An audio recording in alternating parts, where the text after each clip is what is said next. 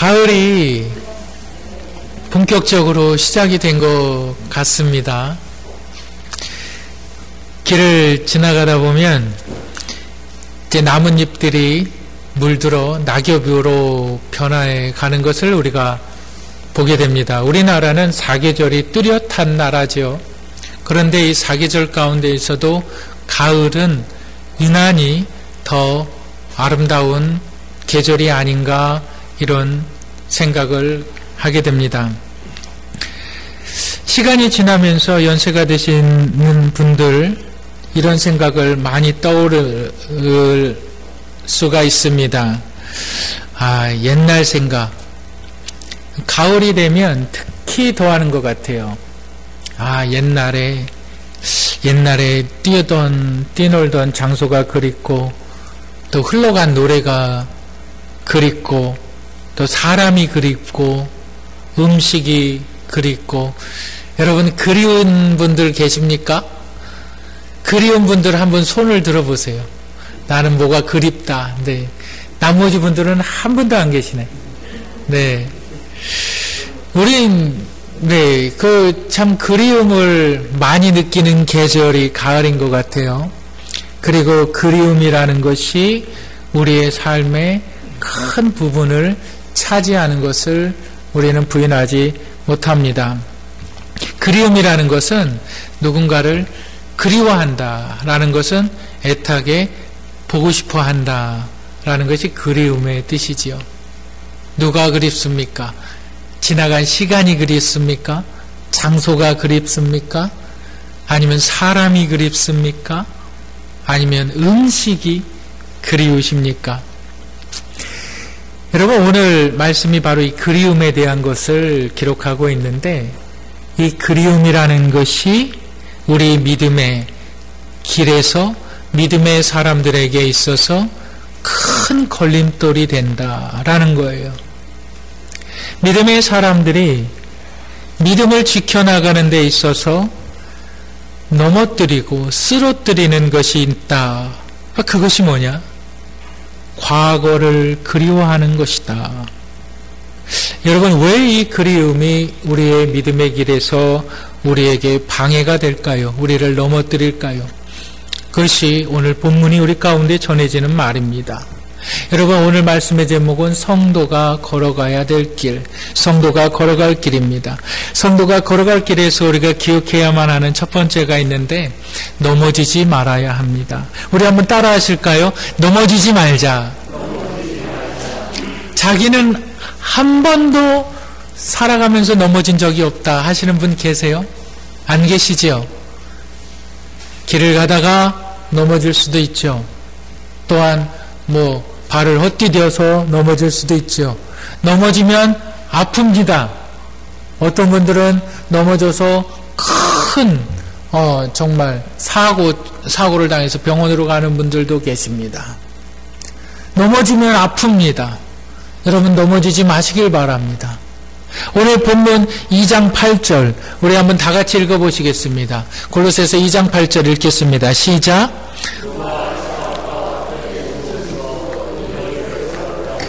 주의하라. 이것은 사람의 전통과 세상의 초등학문을 따름이요 그리스도를 따름이 아니니라. 바울이 얼굴을 보지 못한 골로새 교인들을 향하여서 이렇게 충고합니다. 너희의 믿음의 길에서 너희를 넘어뜨리는 것을 경계해라. 조심해라. 그것이 바로 철학과 속임수다. 여러분 철학이라는 것은 여러분 지혜라는 말이죠. 고대의 그 피타고라스라는 철학자가 철학이라는 말을 처음 만들어서 사용을 했습니다. 그 철학이라는 것이 지혜를 사랑하는 것, 철학자들은 지혜를 사랑하는 사람들. 그래서 철학이라는 말은 지혜라는 말인데 좀 더 구체적으로 이야기하면 삶의 지혜가 철학이다라는 거예요.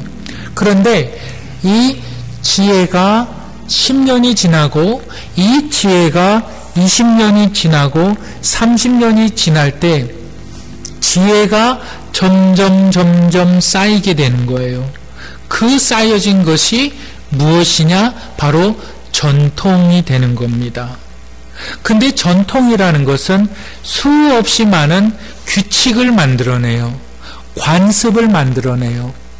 여러분, 이 규칙과 이 전통의 관습들이 어떻게 보면은 지혜가 쌓여져서 만들어진 것인데, 우리의 삶을 지혜롭게 살 수 있도록 전통이 만들어간다라고 사람들은 생각을 하는데, 거기에 속지 말라라는 거예요. 거기에 속지 말라. 이 전통에 속지 말라.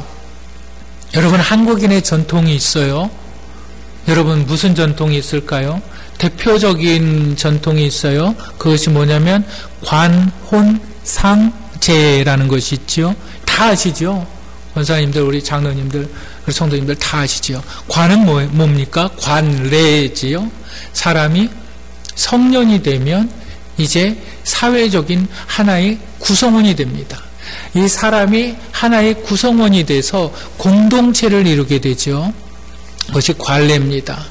그리고 또 새 생명을 만들어 나가는 가정을 이루게 되는 것을 혼례라고 말하죠. 결혼이라고 말하죠. 우리가 결혼식. 그래서 옛날 분들은 혼례식이라 이렇게 얘기합니다. 그리고 또 뭐가 있습니까? 상례가 있죠. 상례는 뭡니까? 사람들이 살다가 죽으면 그 죽은 사람 장사 지내는 것을 상례라고 말하죠.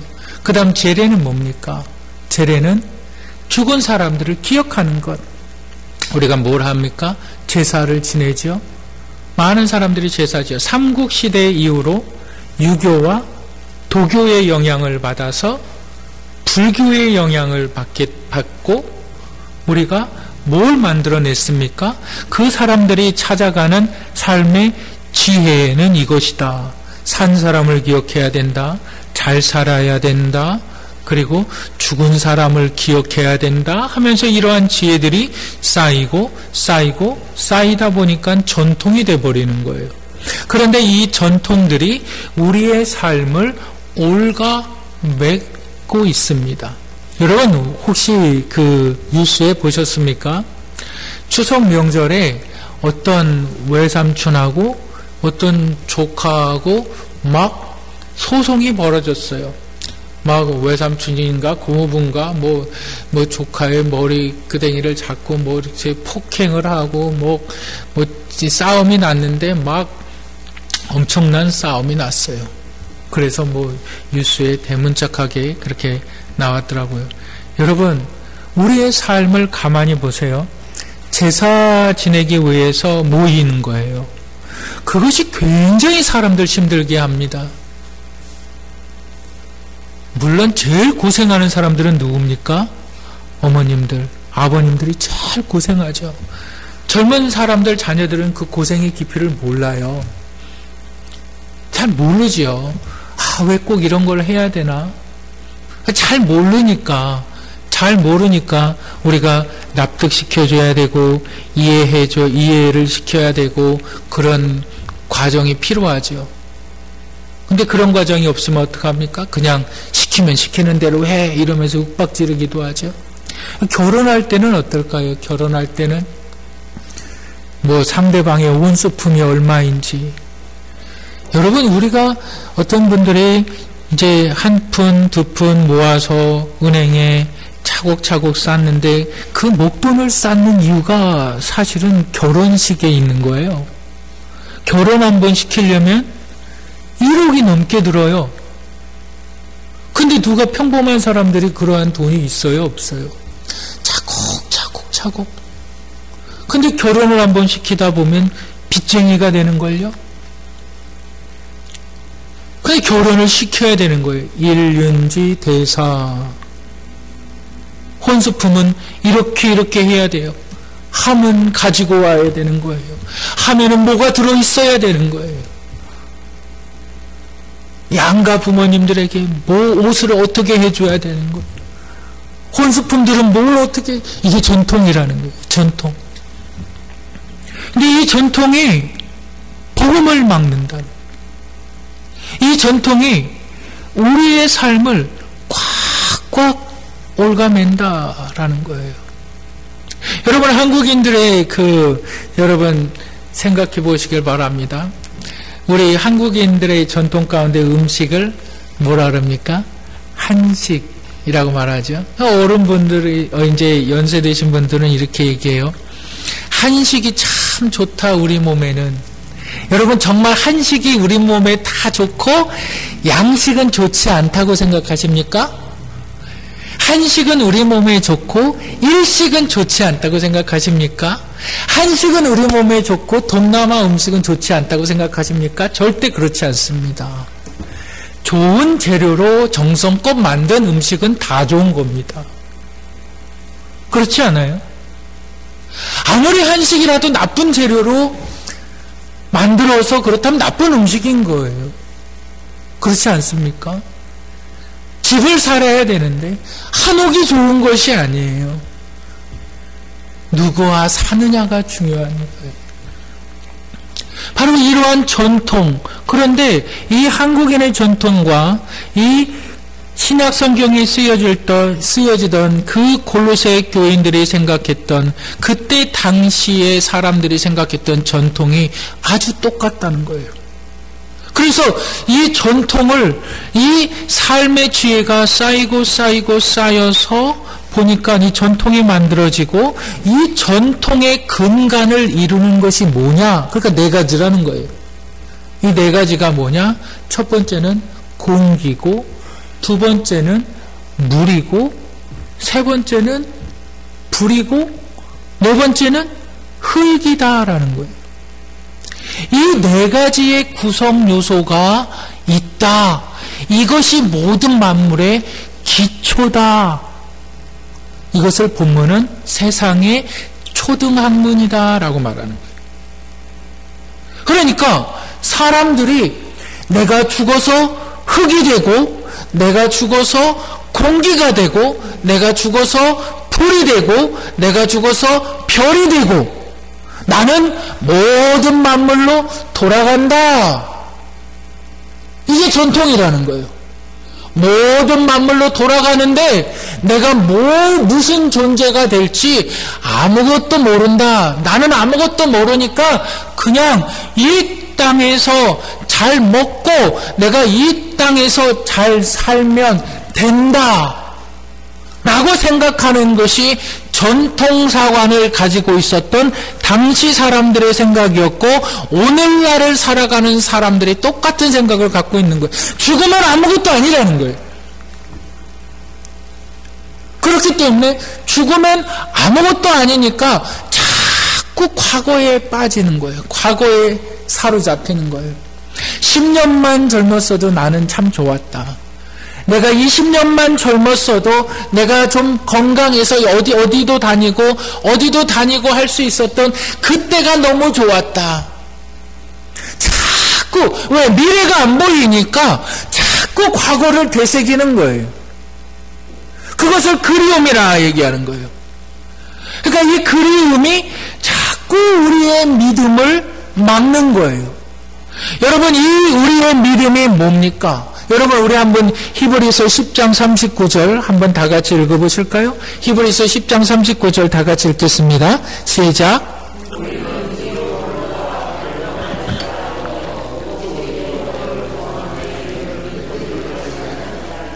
뒤로 물러간다는 것, 자꾸 과거를 그리워한다는 거죠. 그런데 왜 자꾸 과거를 그리워하나? 내가 흙이 될 것 같고, 내가 바람이 될 것 같고, 내가 공기가 될 것 같고, 내가 불이 될 것 같고, 내가 이 자연 안으로 들어가서 나는 그냥 아무런 존재도 아니다. 그냥 없어져 버린다. 이렇게 생각하는 것이 전통주의라는 거예요. 그렇기 때문에 정말 중요한 것은 내가 살았을 때 많은 것을 누리고 많은 것을 취하는 것이 가장 좋은 것이다. 그때 사도 바울이 말하는 겁니다. 너희의 믿음을 넘어뜨리는 그 전통의 세상 초등학문에 너희가 사로잡혀 있어서 복음을 보지 못하고 복음을 깨닫지 못한다. 너희는 자꾸 과거만 되새긴다. 여러분 한번 생각해 보세요.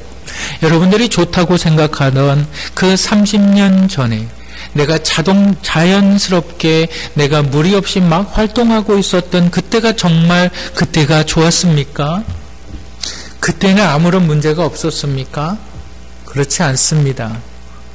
문제는 떠나지 않았어요. 항상 문제는 있어요. 그런데 지나고 보니까 그래도 그때는 내가 마음대로 돌아다닐 수 있었고, 그때는 내가 좀 힘이 있었고, 그때는 내가 뭐 자꾸 그때는 그 중심에 정통주의가 있고 거기에 역사하는 악한 영들이 있다.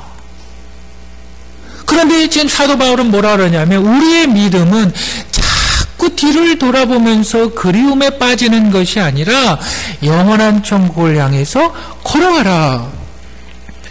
날마다 기뻐하라. 하나님의 은혜에 감사해라. 천국이 너희의 삶에 보이는 것으로 인하여서 감사하라. 너희가 가야 될 영원한 도성이 있다는 것에 있어서 감사하라. 이 믿음의 길을 걸어가라 이거라는 거예요. 근데 우리는 그렇지 않다는 거예요. 자꾸 누군가 그리워하는 거예요. 음식을 그리워해요. 사람을 그리워해요. 고향을 그리워해요. 믿는 자들의 고향은 경기도가 아니고 충청도가 아니고 여러분 전라도와 경상도가 아니라 믿는 자들의 고향은 영원한 도성 예루살렘 천국이라는 거예요. 그것을 향해서 나아가야 되는데 너희들을 자꾸 나아가지 못하도록 너희들을 넘어뜨리는 자가 있는데 그것이 전통이고 그것이 세상의 전통을 구성하는 것을 파헤쳐 보니까 이 세상의 초동학문이라는 거예요. 물과 불과 공기와 흙 그리고 이것을 만들어내는 악한 타락한 천사들이 있다. 좀 더 깊이 들어가면 이제 이 사도 바울이 이 영적인 문제에 대해서 막 이제 끄집어내는 거예요. 그래서 오늘 본문의 내용이 그겁니다. 전통은 사람을 올가맨다. 그래서 법을 만든다. 규칙을 만든다. 그런데 예수 그리스도는 십자가의 은혜를 너희 가운데 깨닫게 해주신 거다. 우리가 두 번째로 기억해야만 하는 것이 있는데 성도들이 걸어갈 길에서 십자가의 길을 걸어가야 합니다. 우리 한번 따라 하실까요? 십자가의 길을 걸어가야 한다. 여러분 우리 골로새서 2장 14절 15절 한번 다 같이 읽겠습니다. 2장 14절 15절 읽겠습니다. 시작.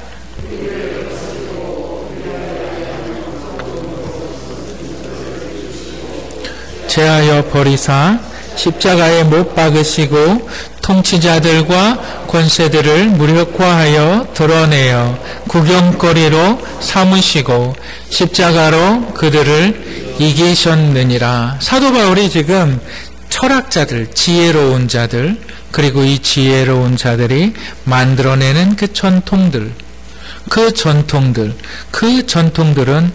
규례와 규칙들을 더욱더 강하게 만들고 그것을 지키지 못하는 자들에게는 더욱더 많은 죄를 짊어지게 한다.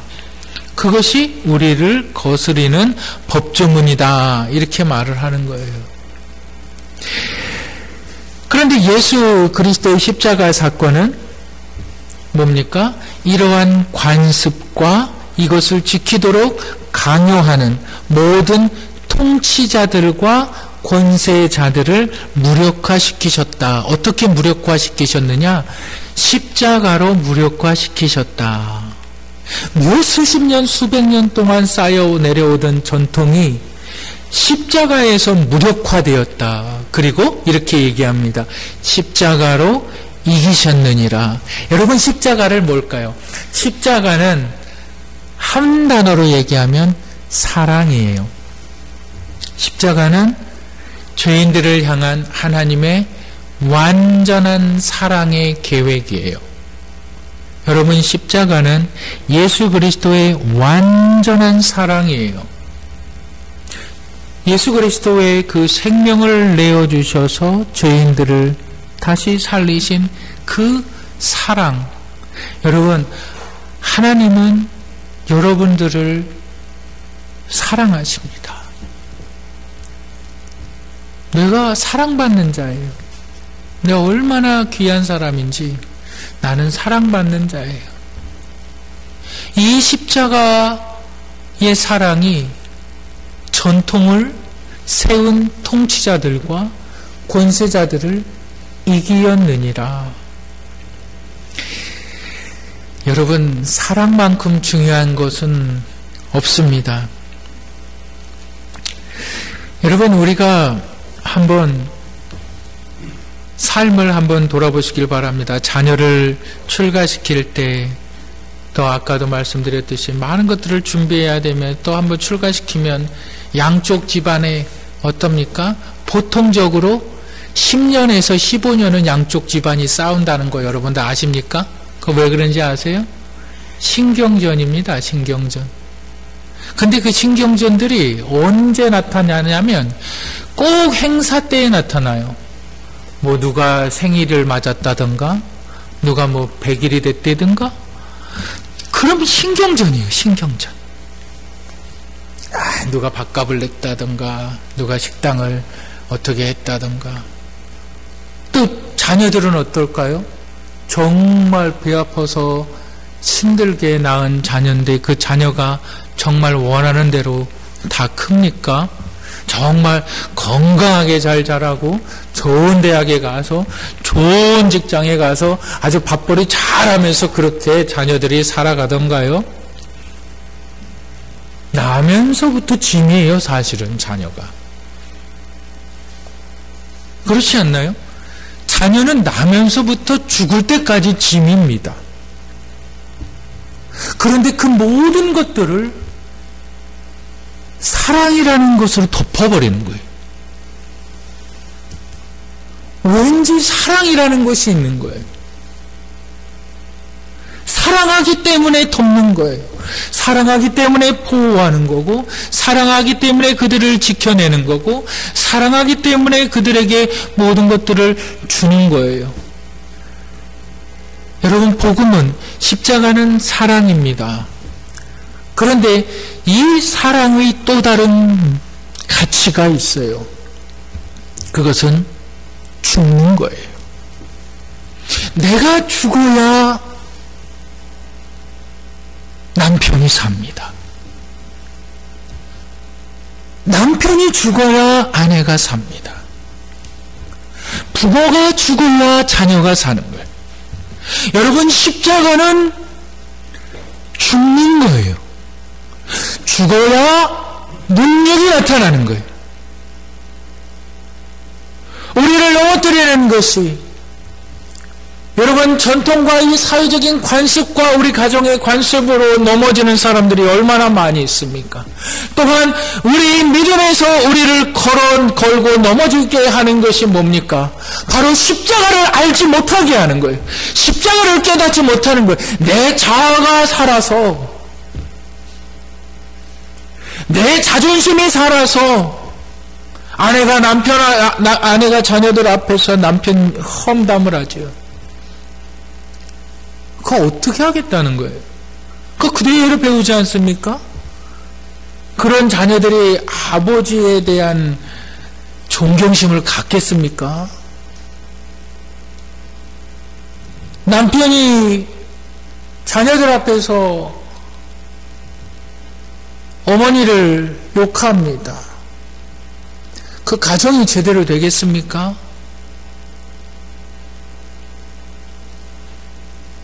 내가 죽어야 되는 거예요. 내가 죽어야 되는 거예요. 내가.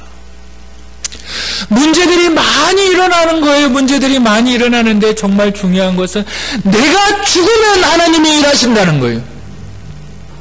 내가 죽으면 하나님의 능력이 거기서 나타나는 거예요. 거기서. 내가 죽을 때 내 자식들이 살고, 내가 죽을 때 가정이 살고, 내가 죽을 때 교회가 살고, 내가 죽을 때 이 나라가 산다는 거예요. 이게 십자가의 능력이라는 거예요. 근데 우리는 안 죽으려고. 우리 한번 찾아보실까요? 고린도전서 15장 31절. 우리 다 같이 한번 고린도전서 15장 31절 읽어보겠습니다. 시작.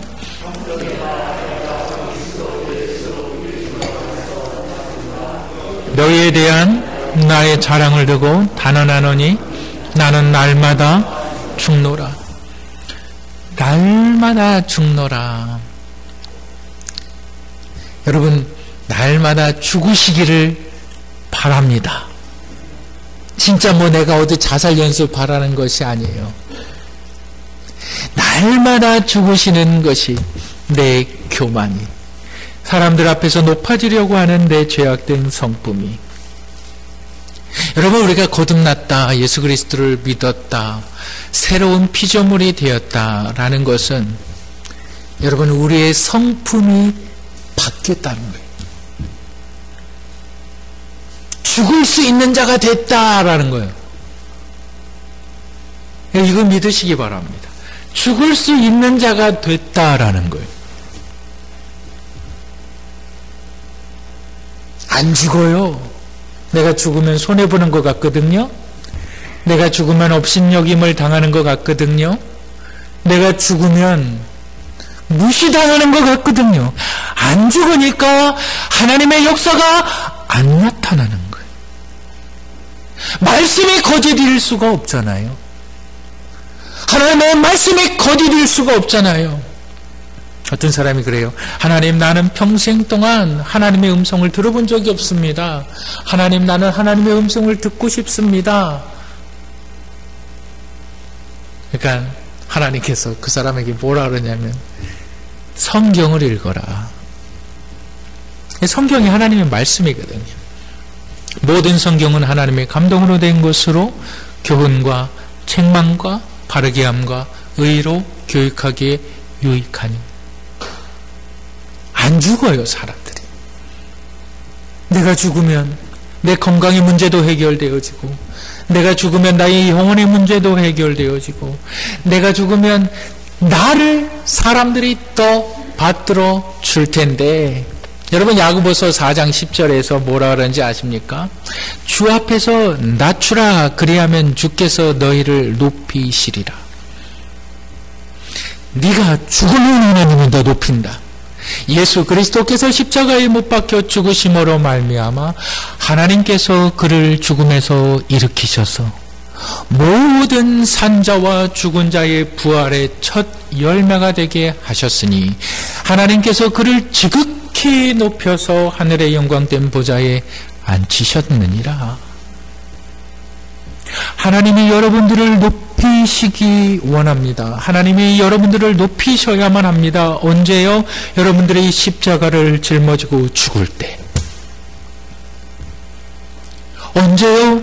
여러분들의 자존심이 뭉개졌다고 느껴질 때.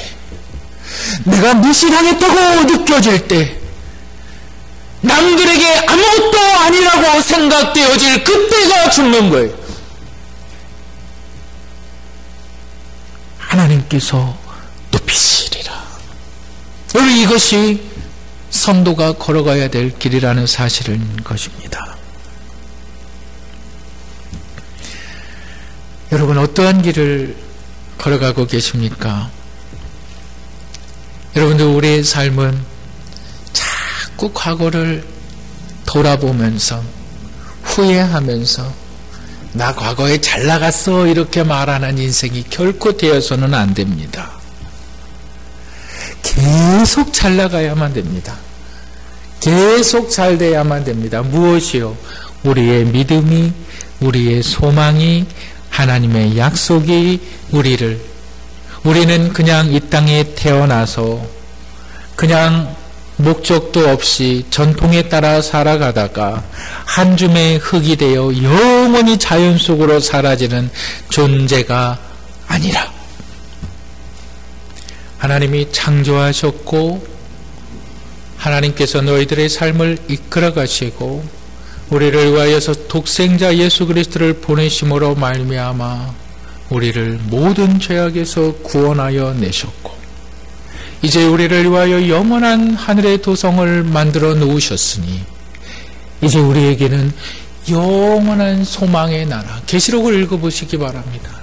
아픔도 없고 고통도 없고 오직 주의 사랑이 충만해서, 오직 하나님의 사랑이 충만해서 내 아픔의 모든 눈물을 닦아주시며 내 모든 근심을 덜어내 주시며, 아마 우리 권사님들 다리 아프신 분들은 천국에서 이렇게 막 정말 명마같이 막 뛰어댕길 것 같아요. 관절염으로 고생하시는 분들도 하나도 없을 거예요.